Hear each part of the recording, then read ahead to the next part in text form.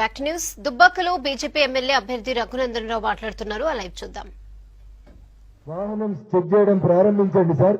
అందరి ముందు వాహనం చెక్ చేస్తే ప్రపంచానికి ఏది నీళ్లు ఏది పాలు అనేది తెలిసిపోతుందని మేము పదే పదే విజ్ఞప్తి చేసినప్పటికీ కూడా ఇంటెన్షనల్ గా రాత్రి 1:30 వరకు కనీసం కారుని చెక్ చేయడానికి పోలీస్ అధికారులు ఇష్టపడలేదు.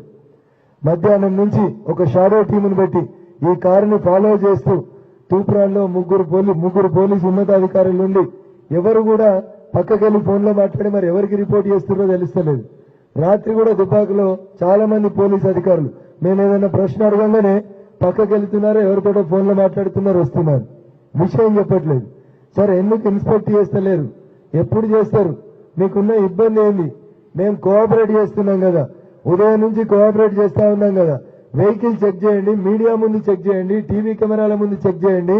తప్పు చేస్తే మేము ఏ శిక్షకైనా సిద్ధంగా ఉన్నాం అని పదే పదే కోరుతూ కూడా మధ్యాహ్నం 1 గంట నుంచి మొదలైన వేట తెల్లవారుజామున 5 గంటలకి 4:59 దాకా ఇబ్బంది పెట్టేటువంటి కార్యక్రమం.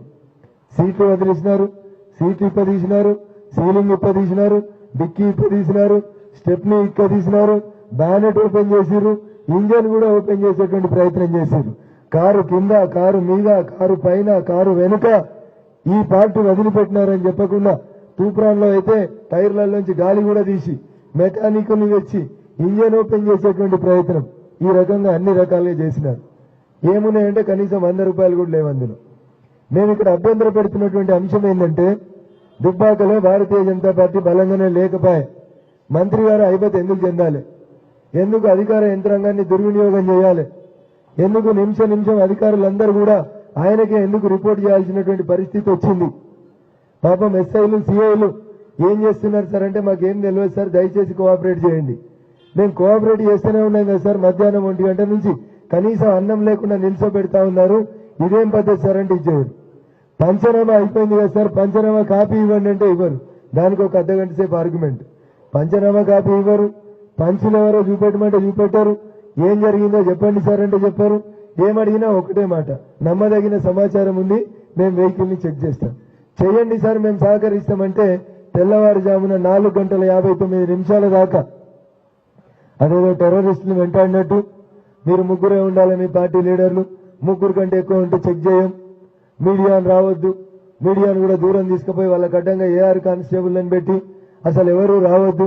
ఏమున్నా సార్ అందులో అందరి ముందు ఓపెన్ చేస్తే కుల్లా అవుతుంది కదా, దొరికితే దొంగ దొరకకపోతే దొర కదా సార్, ఏముంటుంది అందులో ఓపెన్ చేయండి అంటే ఇన్ని గంటలు ఓపెన్ చేయకుండా మా అనుమానం ఏంటంటే మమ్మల్ని అందరినీ పంపించి ఆ వాహనంలో పోలీసు వారి ద్వారా కొన్ని వస్తువులు డబ్బులో పెట్టించి ఇవి భారతీయ జనతా పార్టీకి సంబంధించినవి అని చెప్పి మా మీద కుట్ర చేసేటువంటి ప్రయత్నాన్ని రాష్ట్ర ప్రభుత్వం ఇంటెన్షనల్ గా అధికారం లేకుండా ఈ నియోజకవర్గానికి ఇన్ఛార్జ్ ఇవ్వకుండా ఒక మంత్రి గారు చేస్తున్నటువంటి తప్పుడు కుట్రగా మేము భావిస్తా ఉన్నాం. భారతీయ జనతా పార్టీకి సంబంధించినటువంటి ఒక సోషల్ మీడియా కార్యకర్త ఏదో వార్త పోస్టింగ్ చేసిండని నిజామాబాద్కి కార్లు వేసుకొని ఉరికి పొలంలోకి వెళ్ళి నైట్ డ్రెస్ల మీద ఎత్తుకొచ్చిన వీళ్ళు మేము మధ్యాహ్నం 1 గంట నుంచి మేము 100 మంది ఉన్నాం సార్, మా అందరి ముందు ఓపెన్ చేయండి అంటే కనీసం కారు ఓపెన్ చేయడానికి కూడా ఇష్టపడలేదు పోలీసులు. మరి పోలీసులను నడిపిస్తుంది ఎవరు? పోలీసులను ఇబ్బంది పెడుతుంది ఎవరు? ఇంత శాంతియుత వాతావరణంలో మేము ఎన్నికలకు కోఆపరేట్ చేస్తా ఉంటే జరుగుతున్నటువంటి విషయాలని మీరు రాసిన విషయాలని మాకు ఒక కాపీ ఇవ్వండి సార్ అని అడుగుతుంటే వ్యక్తిగతంగా టార్గెట్ చేసి ఒక రకమైనటువంటి కుట్రపూరితమైన వాతావరణం నడిపిస్తా ఉంది ఈ జిల్లాకు సంబంధించినటువంటి మంత్రి గారు. ఏం లేకనే పాయ్ మంత్రి గారు పోలవరం అంటాడు, మంత్రి గారు 7 మండలాలు అంటాడు, కానీ దళితుడు ముఖ్యమంత్రి మర్చిపోయాడు మంత్రి గారు, ఇంటికో ఉద్యోగం మర్చిపోయాడు మంత్రి గారు, దళితులకు 3 ఎకరాల భూమి మర్చిపోయాడు, కానీ సారుకు మాత్రం పోలవరం యాదికి వచ్చింది. పెట్రోల్ పోసుకొని అగ్గిపేట మర్చిపోయినటువంటి మంత్రి గారికి మళ్ళా పోలవరం ఎందుకు యాదికి వస్తుందో అడగాలి. మరి మీరు పోలవరం అడిగితే మేము సెప్టెంబర్ 17 అడగాలనా అడగకూడదా? సెప్టెంబర్ 17 ఎందుకు మర్చిపోలేవు? నీ బయటలు లేవా అనేది మేము అడగాలనా అడగకూడదా? ఏదో నిధుల గురించి రాజీనామా చేస్తా ఏదేదో మాట్లాడుతా ఉన్నారు మంత్రి గారు. నేను 2 విషయాలు అడుగుతున్నా. ఆగస్టు 17వ తారీఖు నుంచి ఇవాళ దాకా 2014 జూన్ 2 నుంచి ఇవాళ దాకా దుబ్బాకకు వచ్చిన పైసలెన్ని, సిద్దిపేటకు వచ్చిన పైసలెన్ని, సిరిసిల్లకు వచ్చిన పైసలెన్ని, గజ్వేల్కి వచ్చిన పైసలెన్ని?